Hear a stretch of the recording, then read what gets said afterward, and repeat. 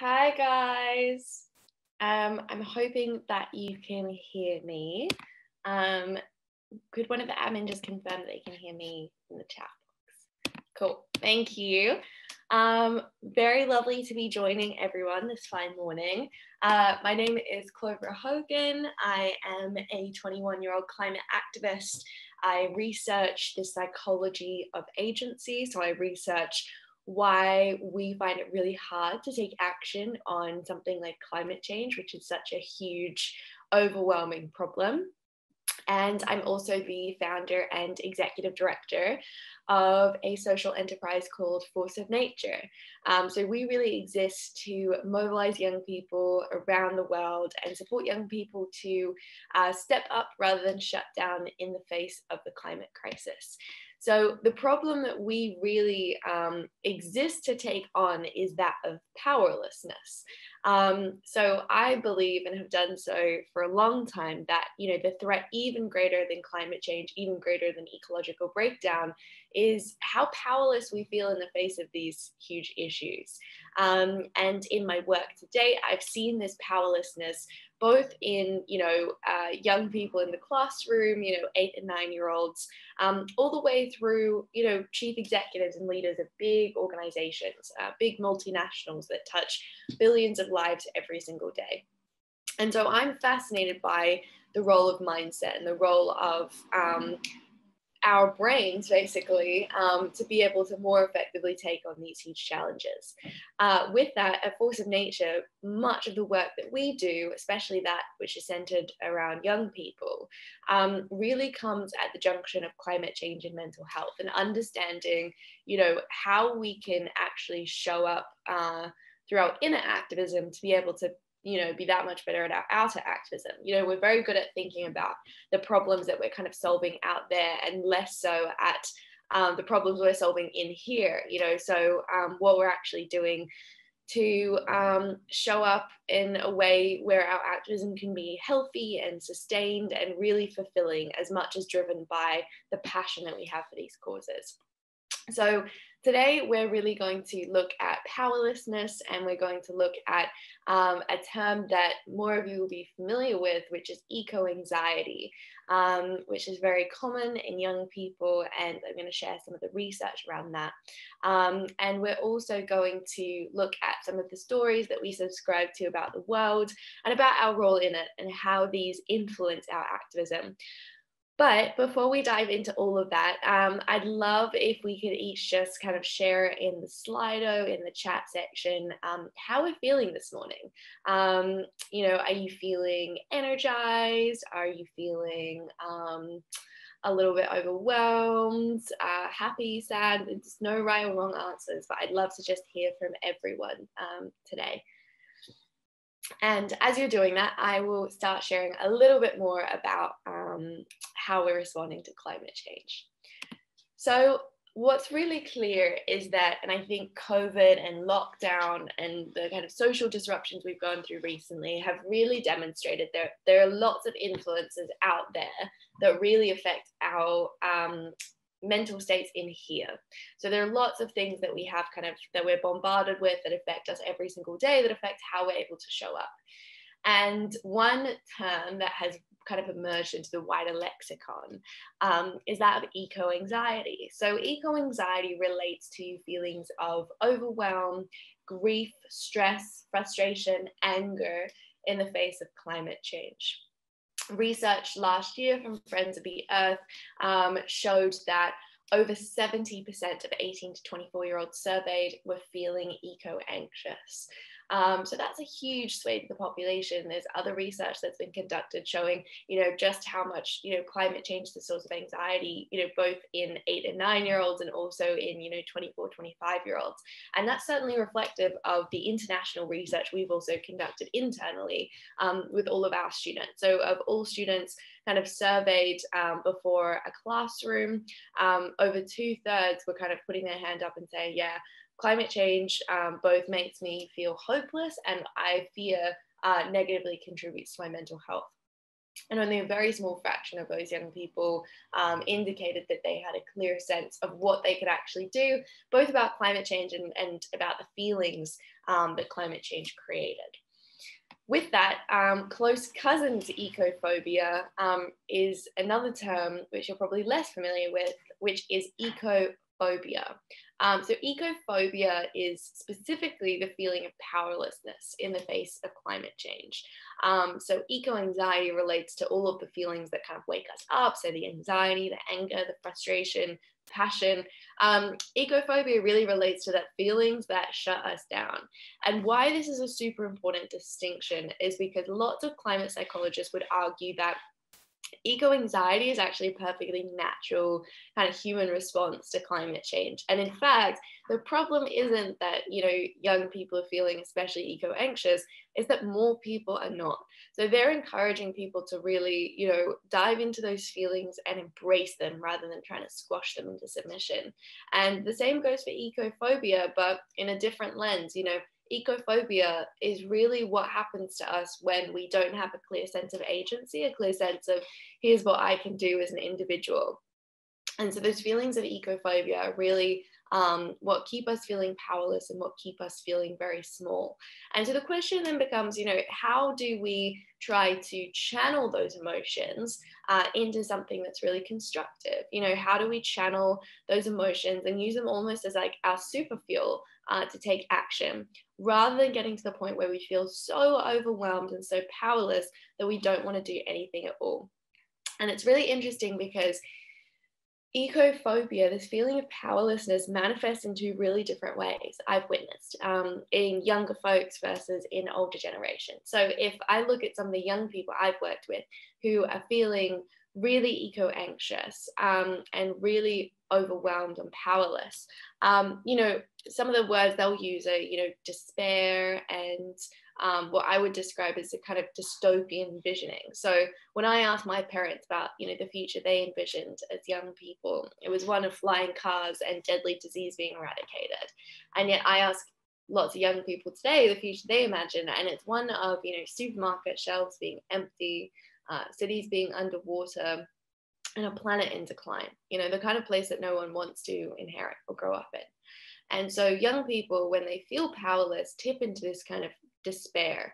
Whereas on the other end of the generational spectrum, a lot of the older folks that I've worked with have, articulated a sort of denial, and not cookie cutter climate change denial in the sense that it's not happening, but pretty much just as bad, because, they're saying, well, technology will deliver the solutions, or, human ingenuity will save the day, or even, it's not really up to me though, like government will fix it, the UN will fix it, this constant othering that happens, this pointing the finger outwards. And so it's really, I find it fascinating to see how that powerlessness shows up in two very different ways. And I think part of that, denial is its own kind of coping mechanism to make sense of the situation. And that's what we're going to talk about a little bit more. So understanding, where we're kind of starting from by way of our own psychology, so that we can better understand how we can wield that psychology for more meaningful engagement with the issues. So at Force of Nature, we've really been conducting research for the past year, and I've been conducting research personally since I first wrote my thesis, my high school thesis on the subject at 16. And in that time, we've really distilled ecophobia down to three core buckets. And so the first bucket, the first reason why we find it really difficult to take action, relates to human psychology.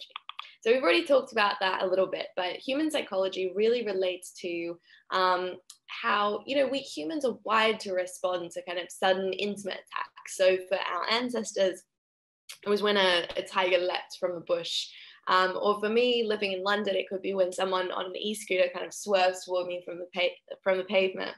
But it also relates to some of that denial that I referenced earlier. So, adults kind of having this rose-tinted lens as they look through the world, and the really difficult challenge of trying to anticipate a threat before it's actually happened.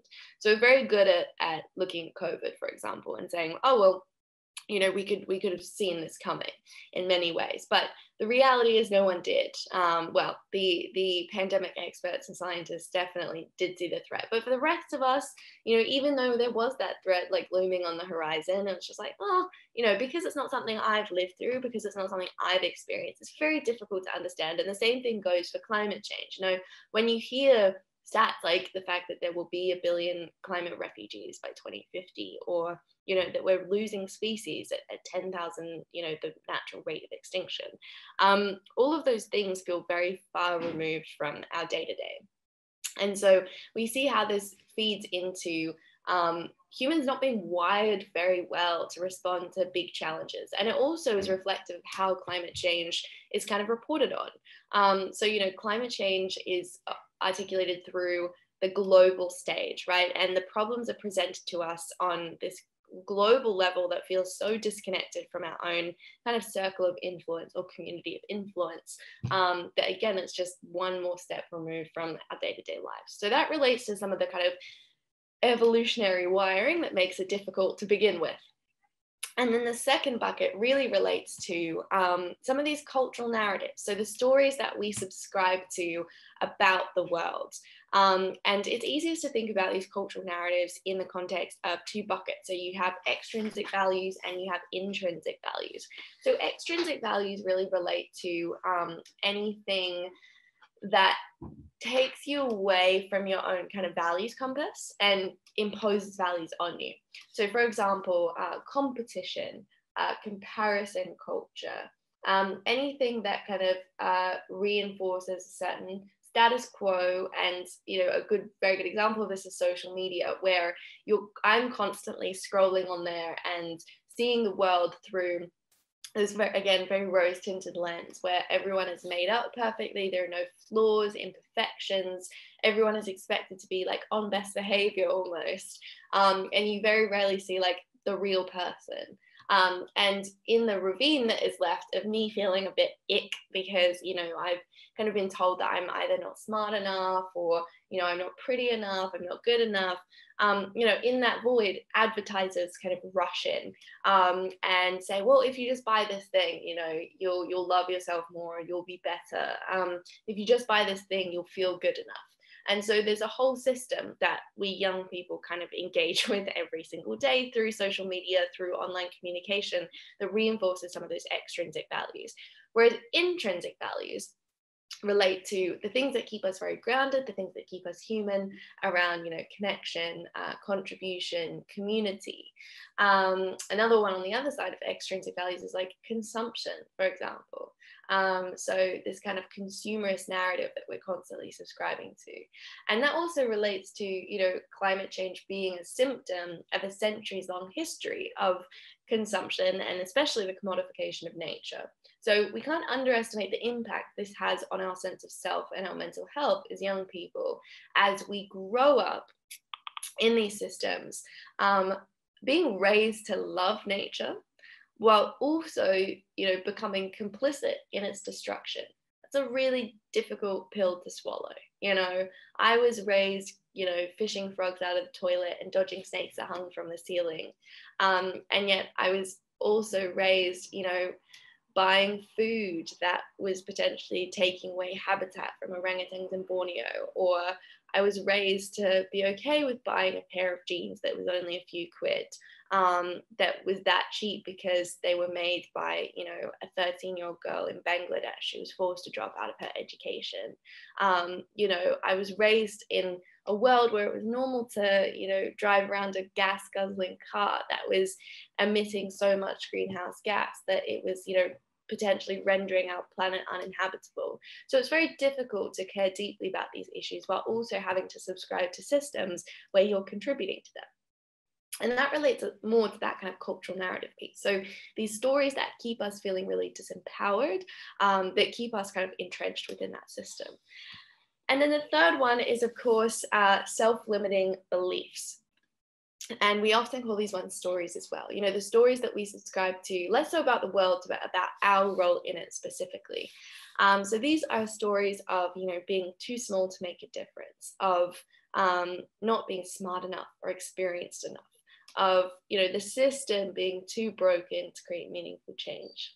So these stories are, you can think of them almost as like the inner gremlins or the inner critics that, detract us from what we're truly capable of.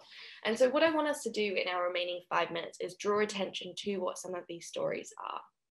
And we all subscribe to lots and lots of stories, but as a first step, I'd love to ask you to identify the story that keeps you feeling smallest or trapped in this feeling of uncertainty or anxiety. So to take a few examples, that story could be, I'm not smart enough or experienced enough. It could be, I don't know where to start. Think about the story that keeps you feeling smallest and that you plays the biggest role in deterring your ability to take action. And just go ahead and share those responses in the Slido while I take a glass of water.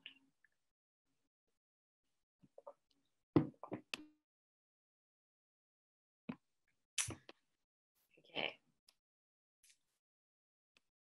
And this as well is a question to keep coming back to, drawing attention to, what's actually going on in our own mindset that's affecting our ability to show up.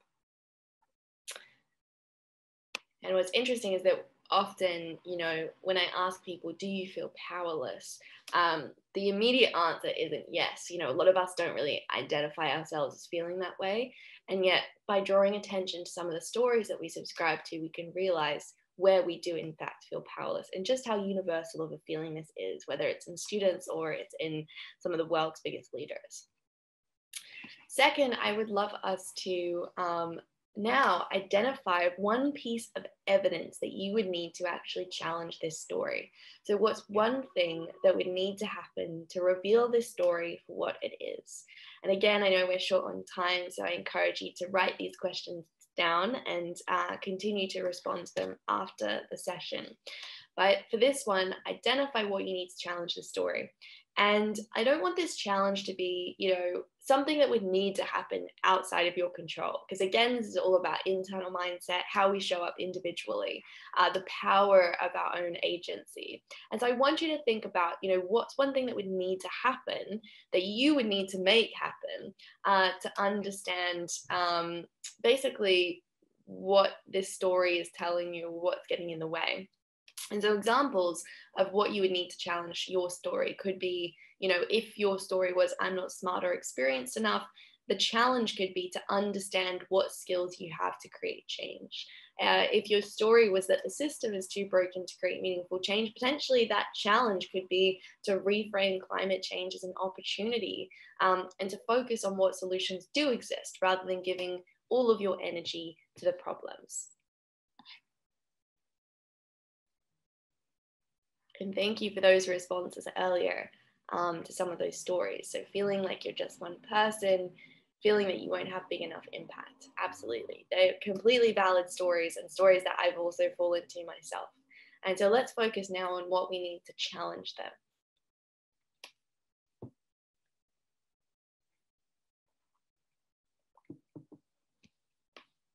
And finally, this question is going to be to encourage you to make a commitment. And so if you think about that, what you need to really challenge the story, I want you to translate that to your first step to challenging that story. So I'm going to take a couple of examples in our last minute.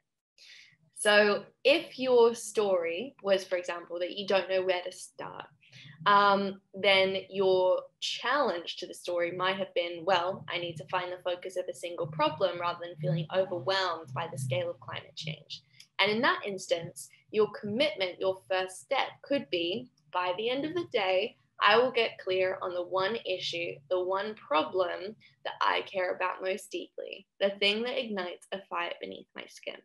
So I want you to reframe now to the first step that you would want to take to challenge this story.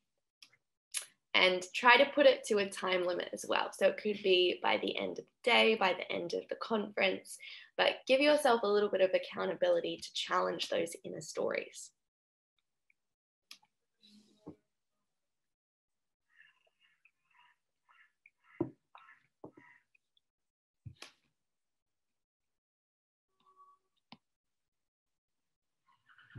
Okay.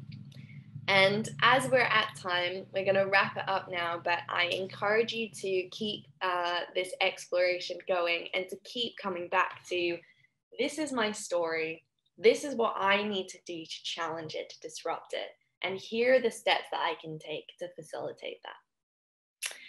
The final thing that I want to leave you with is that, you know, I was really struck by this expression that we can't think our way into new ways of acting, but we can act our way into new ways of thinking. And so as we recognize the impact and the importance, critical importance of the stories that we subscribe to, I encourage you to start acting your way into new stories. So taking those steps, whether they're big or small, to challenge some of those assumptions that you have about yourself in the wider world. It has been an absolute pleasure to join you all today. I really encourage you to reach out and to be in touch. You can find me at Clover Hogan on Instagram, Twitter, just about every platform with the exclusion of TikTok. And you can find Force of Nature on every platform at forceofnature.xyz or at FON_XYZ on Twitter. We run Anxiety to Agency classrooms every single week, which are completely free and accessible to everyone, where we unpack much more of this over 90 minutes, available to everyone from the ages of 14 through 25. So really look forward to seeing you over there. And otherwise, thank you for an amazing session this morning, and look forward to seeing more of you at the end of the summer. Bye.